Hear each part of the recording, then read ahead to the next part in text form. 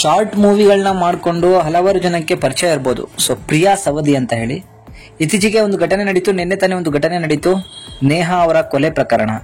ಅದರ ಬಗ್ಗೆ ಈ ಪ್ರಿಯಾ ಸವದಿ ತುಂಬಾ ಓವರ್ ಆಗಿ ಮಾತಾಡಿದ್ದಾರೆ, ತುಂಬಾ ರೋಷ ದ್ವೇಷದಿಂದ ಮಾತಾಡಿದ್ದಾರೆ, ಹಾಗೂ ಒಂದು ಧರ್ಮವನ್ನ ವಿರೋಧವಾಗಿ ಇಟ್ಕೊಂಡು ಮಾತಾಡಿದ್ದಾರೆ. ಸೊ ಇದನ್ನ ನೀವೆಲ್ಲ ಕೇಳ್ಬೋದು. ಇದು ಒಂದು ಒಳ್ಳೆಯ ಗುಣ ಅಂತಾನೆ ಹೇಳ್ಬೋದು. ಈ ತರ ಹೆಣ್ಣು ಮಕ್ಕಳು ಬೆಳೆಸ್ಕೊಳ್ಳೋದು ಒಳ್ಳೆಯ ಗುಣ.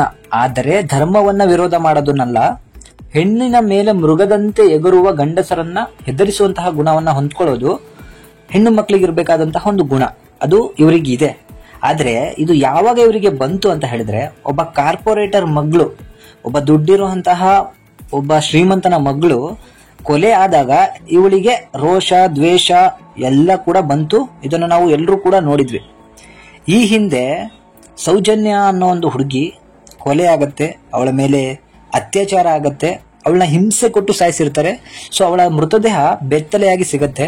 ಇದನ್ನೆಲ್ಲ ಕೂಡ ಇವಳು ನೋಡಿರ್ತಾಳೆ. ಇವರ ಜೊತೆಗೆ ಹಲವಾರು ಜನ ಇವತ್ತು ಏನೇನ್ ಮಾತಾಡ್ತಿದ್ರು ನೀವೆಲ್ಲಾನು ನೋಡಿರ್ತೀರ.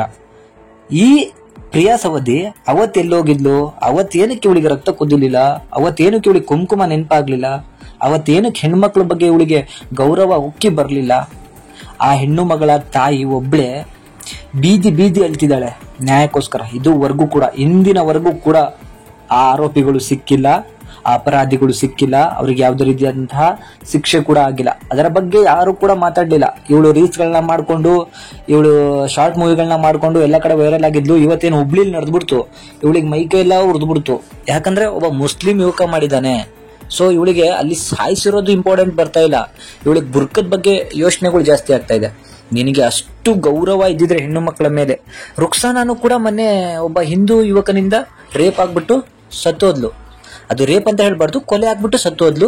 ಅವಳ ಮೃತದೇಹನ ಎಲ್ಲೋ ಎಸ್ತಿದ್ದ, ಆ ಮಗುವನ್ನು ಕೂಡ ಎಲ್ಲೋ ಬಿಟ್ಟು ಬಂದಿದ್ದಂತೆ. ಸೊ ಅದರ ಬಗ್ಗೆ ಕೂಡ ಯಾರು ನ್ಯೂಸ್ ಮಾಡ್ಲಿಲ್ಲ. ಯಾಕಂದ್ರೆ ಅಲ್ಲಿ ಧರ್ಮದ ಬಗ್ಗೆ ಯಾರು ಕೊಲೆ ಮಾಡಿದ್ನೋ ಅವನು ಹಿಂದೂ ಧರ್ಮದವನಾಗಿದ್ದ, ಅದಕ್ಕೋಸ್ಕರ ಮಾಡ್ಲಿಲ್ವೋ ಅದು ನಮಗೆ ಗೊತ್ತಿಲ್ಲದೆ ಇರೋ ವಿಚಾರ. ಅದು ನಿಮಗೆ ಬಿಡ್ತೀನಿ ನಾನು, ನೀವು ಅದನ್ನ ಯಾವ ರೀತಿ ತಗೊಂಡು ಹೋಗ್ತೀರೋ ಆ ರೀತಿ. ಆದ್ರೆ ಇವತ್ತು ಈ ಹುಡುಗಿ ಏನು ಮಾತಾಡ್ತಿದ್ದಾಳೆ, ಇವಳು ಅಷ್ಟು ಹೆಣ್ಣು ಮಕ್ಕಳ ಮೇಲೆ ಕಾಳಜಿ ಇರೋಳಾಗಿದ್ರೆ ಅವತ್ತು ನಡೆದಂತಹ ಹಲವಾರು ಕೊಲೆಗಳ ವಿರುದ್ಧನೂ ಇವಳು ಮಾತಾಡ್ಬೇಕಿತ್ತು, ಹಾಗೂ ಅವರ ಮನೆಯವರ ಪರ ನಿಂತ್ಕೋಬೇಕಿತ್ತು. ಇವತ್ತು ಯಾರೋ ಇವಳ ಒಂದು ಡಿಸ್ಟಿಕ್ ಅಲ್ಲಿ ಆಗಿದ್ದಂತಹ ಕೊಲೆ ಇವಳಿಗೆ ಇವತ್ತು ಇಂಪಾರ್ಟೆಂಟ್ ಆಯ್ತು. ಯಾಕಂದ್ರೆ ದುಡ್ಡಿರುವಂತಹ ವ್ಯಕ್ತಿ ನಾಳೆ ನಾನು ಫೇಮಸ್ ಆಗ್ಬೋದು ಅಂತಾನೂ ಇರ್ಬೋದು. ಇಷ್ಟು ದಿನ ನೀನು ಒಂದು ವಾಯ್ಸ್, ಒಂದು ಟ್ವೀಟ್ ಅನ್ನು ಕೂಡ ಮಾಡಿಲ್ಲ, ಒಂದು ಇನ್ಸ್ಟಾಗ್ರಾಮ್ ಅಲ್ಲಿ ಒಂದು ಪೋಸ್ಟ್ ಹಾಕಿದ್ಯಾ ಸೌಜನ್ಯ ಅವರ ಬಗ್ಗೆ? ಏನೂ ಇಲ್ಲ. ಇವತ್ತು ನಿನ್ನ ಒಂದು ಜಿಲ್ಲೆಯಲ್ಲಿ ಏನೋ ಒಂದು ಕೊಲೆ ಆಯ್ತು, ಇವತ್ತು ನಿನಗೆ ದುಡ್ಡಿರುವಂತಹ ಕಾರ್ಪೊರೇಟರ್ ಮಗಳು ಇವತ್ತೇನು ಕೊಲೆ ಆದ್ಲು, ಇವತ್ತು ನಿನಗೆ ರೋಷ ವೇಷ ದ್ವೇಷ ಎಲ್ಲ ಕೂಡ ಉಕ್ಕಿ ಉಕ್ಕಿ ಬರ್ತಾ ಇದೆ.